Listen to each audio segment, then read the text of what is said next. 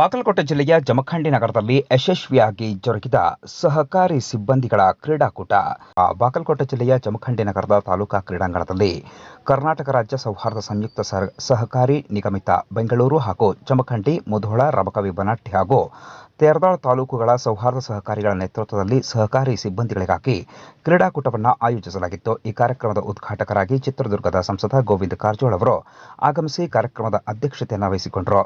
ನಂತರ ಸ್ಥಳೀಯ ತೇರದಾಳ ಮತಕ್ಷೇತ್ರದ ಶಾಸಕ ಸಿದ್ದು ಸವದಿ ಮತ್ತು ಸಹಕಾರಿ ಸಂಘದ ಬೆಂಗಳೂರಿನ ಅಧ್ಯಕ್ಷ ನಂಜನಗೌಡ ಮತ್ತು ಜಿಎಸ್ ಪಾಟೀಲ್, ಸಾಗರ್ ಚವಚ್, ಪರಶುರಾಮ್ ಬಿಸ್ನಾಳ್, ಶ್ರೀಕಾಂತ್ ಗುಜ್ಜನ್ನವರ್ ಸೇರಿದಂತೆ ವೇದಿಕೆ ಮೇಲಿನ ಗಣ್ಯರು ಜ್ಯೋತಿ ಬೆಳಗಿಸುವುದರ ಮೂಲಕ ಕಾರ್ಯಕ್ರಮಕ್ಕೆ ಚಾಲನೆ ನೀಡಿದರು. ತದನಂತರ ಸಂಸದ ಗೋವಿಂದ ಕಾರಜೋಳ ಅವರು ಮತ್ತು ವೇದಿಕೆ ಮೇಲಿನ ಗಣ್ಯರು ಕಾರ್ಯಕ್ರಮವನ್ನು ಉದ್ದೇಶಿಸಿ ಮಾತನಾಡಿದರು. ಕಾರ್ಯಕ್ರಮದ ನಿರೂಪಣೆಯನ್ನು ಸರಿತಾ ಶಿರಗುಪ್ಪಿ ಮಾಡಿದರೆ, ಸ್ವಾಗತವನ್ನು ವೆಂಕಟೇಶ್ ರಾಠೋಡ್ ಅವರು ಮಾಡಿದರು. ಕಾರ್ಯಕ್ರಮದಲ್ಲಿ ಜಮಖಂಡಿ, ಮುಧೋಳ, ರಬಕವಿ, ಬನಹಟ್ಟಿ ಹಾಗೂ ತೇರದಾಳ ತಾಲೂಕುಗಳ ಸೌಹಾರ್ದ ಸಹಕಾರಿಗಳು ಹಾಗೂ ಕ್ರೀಡಾಕೂಟ ಸಮಿತಿಯ ಸದಸ್ಯರು, ಸ್ಥಳೀಯ ಪ್ರಮುಖರು ಉಪಸ್ಥಿತರಿದ್ದು ಕ್ರೀಡಾಕೂಟಗಳನ್ನು ಯಶಸ್ವಿಗೊಳಿಸಿದರು.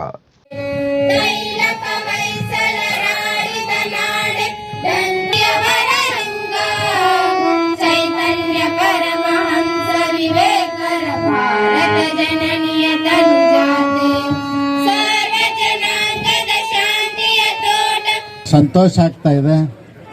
ಕೇವಲ ಜಿಲ್ಲಾ ಮಟ್ಟ, ತಾಲೂಕಾ ಮಟ್ಟದ ಕ್ರೀಡಾಪಟುಗಳಾಗದೇ ರಾಷ್ಟ್ರ ಮಟ್ಟದ ಮತ್ತು ಅಂತಾರಾಷ್ಟ್ರೀಯ ಮಟ್ಟದ ಕ್ರೀಡಾಪಟುಗಳಾಗಿ ಹೊರಹೊಮ್ಮಲಿ ಅಂಥೇಳಿ ಸಂದರ್ಭದಲ್ಲಿ ಹಾರೈಸಲಿಕ್ಕೆ ಬಯಸ್ತೇನೆ. ಸೌಹಾರ್ದ ಸಹಕಾರಿ ಕ್ಷೇತ್ರ ಬಹಳ ದೊಡ್ಡ ಕ್ಷೇತ್ರ. ದೇಶದ ಆರ್ಥಿಕ ಕ್ರಾಂತಿಯಲ್ಲಿ ಪಾಲ್ಗೊಂಡಿರ್ತಕ್ಕಂಥ ಸೌಹಾರ್ದ ಸಹಕಾರಿ ಕ್ಷೇತ್ರ. ಒಂದು ಕಾಲ ಇತ್ತು ದೇಶದಲ್ಲಿ ಶ್ರೀಮಂತರು, ಅಗರ್ಭ ಶ್ರೀಮಂತರು ಮಾತ್ರ ಬ್ಯಾಂಕ್ಗಳಲ್ಲಿ ವ್ಯವಹಾರ ಮಾಡ್ತಕ್ಕಂಥದ್ದು ಮತ್ತು ಬ್ಯಾಂಕ್ಗಳಲ್ಲಿ ಹಣ ಇಡೋದು, ಕೊಡೋದು, ಸಾಲ ತಗೊಳ್ತಕ್ಕಂಥದ್ದಕ್ಕೆ ಮಾತ್ರ ಸೀಮಿತ ಇತ್ತು. ದೇಶದಲ್ಲಿ ಮೊಟ್ಟ ಮೊದಲ ಬಾರಿಗೆ ಬ್ಯಾಂಕ್ಗಳ ರಾಷ್ಟ್ರೀಕರಣ ಮಾಡಬೇಕು ಅಂದಾಗ ಪಂಡಿತ್ ಜವಾಹರ್ಲಾಲ್ ನೆಹರೂರು ಈ ದೇಶದಲ್ಲಿ ಬ್ಯಾಂಕ್ಗಳ ರಾಷ್ಟ್ರೀಕರಣ ಮಾಡಲಿಕ್ಕೆ ಹೋಗಿ ಹಿಂದೆ ಸರಿದಿರ್ತಕ್ಕಂಥದ್ದು ಇತಿಹಾಸ. ಅವತ್ತಿನ ಶ್ರೀಮಂತರು ಮತ್ತು ಉದ್ಯಮಗಳು ಮಾಡಲಿಕ್ಕೆ ಬಿಡಲಿಲ್ಲ, ಜನಸಾಮಾನ್ಯರಿಗೆ ಬ್ಯಾಂಕ್ ಒಳಗಡೆ ಬರಲಿಕ್ಕೆ ಬಿಡಲಿಲ್ಲ. ಹೀಗಾಗಿ ಬ್ಯಾಂಕ್ ರಾಷ್ಟ್ರೀಕರಣ ಮಾಡಲಿಕ್ಕೆ ಸಾಧ್ಯ ಆಗಲಿಲ್ಲ. ಅದಾದ ನಂತರ ಶ್ರೀಮತಿ ಇಂದಿರಾ ಗಾಂಧಿ ಅವರ ಕಾಲದಲ್ಲಿ ಬ್ಯಾಂಕ್ ರಾಷ್ಟ್ರೀಕರಣ ಆಯಿತು. ಬ್ಯಾಂಕ್ ರಾಷ್ಟ್ರೀಕರಣ ಆದದ್ದಷ್ಟೇ ತಡ ಸಾಮಾನ್ಯ ಜನರು, ರೈತರು ಕೂಡ ಬ್ಯಾಂಕ್ಗಳಲ್ಲಿ ವ್ಯವಹಾರ ಮಾಡ್ತಕ್ಕಂಥದ್ದು ಮತ್ತು ಅಕೌಂಟ್ ಓಪನ್ ಮಾಡ್ತಕ್ಕಂಥದ್ದು ಪ್ರಾರಂಭ ಆದಮೇಲೆ ಇಡೀ ದೇಶದಲ್ಲಿ ಆರ್ಥಿಕ ಕ್ರಾಂತಿ ಆಯಿತು ಮತ್ತು ಉದ್ಯಮಗಳ ಬೆಳವಣಿಗೆ ಆದವು, ಕೃಷಿ ಕ್ಷೇತ್ರ ಬೆಳವಣಿಗೆ ಆಯಿತು. ಹೀಗಾಗಿ ದಿನನಿತ್ಯ ದೇಶದಲ್ಲಿ ಆರ್ಥಿಕ ಚಟುವಟಿಕೆಗಳು ಹೆಚ್ಚಾದವು. ಒಳ್ಳೆಯದು, ಬಹಳ ಸತ್ ಸಂಪ್ರದಾಯ ಇದು ಪ್ರತಿ ವರ್ಷ ನೆರವೇರಬೇಕು. ಕೇವಲ 4 ಗೋಡೆಯ ಮಧ್ಯೆ ಇದ್ದು ನಮ್ಮ ಯಾವುದೇ ಚಟುವಟಿಕೆ ಇಲ್ಲದೆ ಹೋದ್ರೆ ನಮ್ಮ ಶರೀರಕ್ಕೆ ರೋಗಕ್ಕೆ ತುತ್ತಾಗುವಂತಹ ಸಂದರ್ಭ ಇರ್ತದ. ತಾವು ಕ್ರೀಡೆಯಲ್ಲಿ ಭಾಗವಹಿಸೋದ್ರಿಂದ ನಮ್ಮ ಮಾನಸಿಕ ಸ್ಥಿತಿನೂ ಸಹಿತ ಸದೃಢವಾಗಿರ್ತದ, ಶಾರೀರಿಕನೂ ಸಹಿತ ಸದೃಢವಾಗಿರ್ಲಿಕ್ಕೆ ಸಾಧ್ಯವ ಮತ್ತು ಕ್ರೀಡಾ ಮನೋಭಾವನೆಯೂ ಸಹಿತ ಬೆಳೆಸ್ಕೊಳ್ಳಿಕ್ಕೆ ಸಾಧ್ಯವ. ನಾವು ಕಸ್ಟಮರ್ ಜೊತೆ ಕ್ರೀಡಾ ಭಾವನೆಯಿಂದ ನಾವು ನಡ್ಕೊಳ್ಳೋಕೆ ಸಾಧ್ಯ ಆಕತಿ. ಇದಕ್ಕೆ ಕ್ರೀಡೆ ಬೇಕು.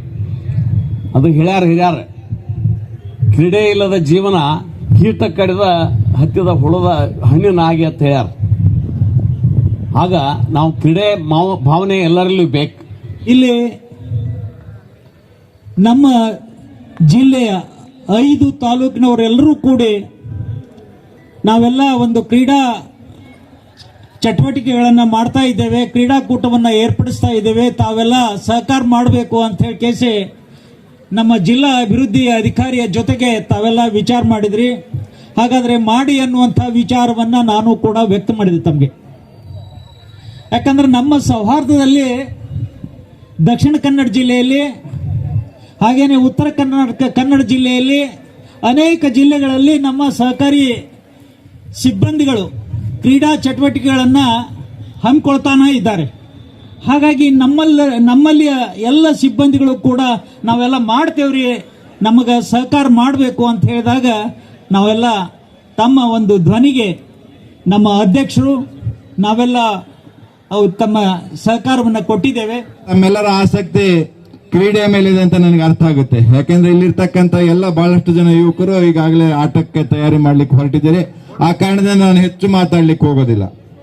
ಬಹುಶಃ ಈ ಕ್ರೀಡೆ ನಾವೆಲ್ಲರೂ ಕೂಡ ಇತ್ತೀಚಿನ ದಿನಗಳಲ್ಲಿ ಸುಲಭದ ಜೀವನೋಪಾಯವನ್ನು ನಂಬಿ ದೈಹಿಕವಾಗಿ ಶ್ರಮ ಪಡ್ತಕ್ಕಂಥ ಯಾವುದೇ ಕೆಲಸವನ್ನು ಮಾಡ್ತಕ್ಕಂಥ ಗೋಜಿಗೆ ಹೋಗದಂತ ಸಂದರ್ಭದಲ್ಲಿ ಈ ಸಹಕಾರಿಗಳೆಲ್ಲ ಸೇರಿ ಈ ಕ್ರೀಡಾ ಒಂದು ಕ್ರೀಡೆಯನ್ನು ಏರ್ಪಡಿಸಿರುವುದಕ್ಕೆ ತಮ್ಮೆಲ್ಲರಿಗೂ ಕೂಡ ನಾನು ಅಭಿನಂದನೆಗಳು ಸಲ್ಲಿಸ್ತೇನೆ ಬಂಧುಗಳೇ.